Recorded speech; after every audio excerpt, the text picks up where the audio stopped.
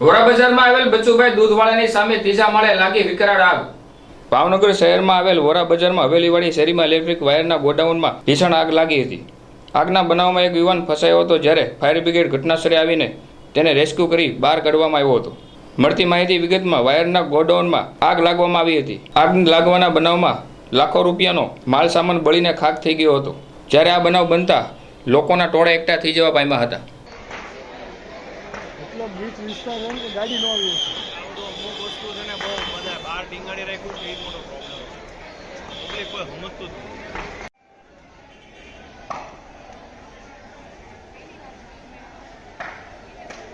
બનાવ્યું છે ગોડાઉનમાં માલ પડ્યો હશે તો જ આટલું બધું વળગે।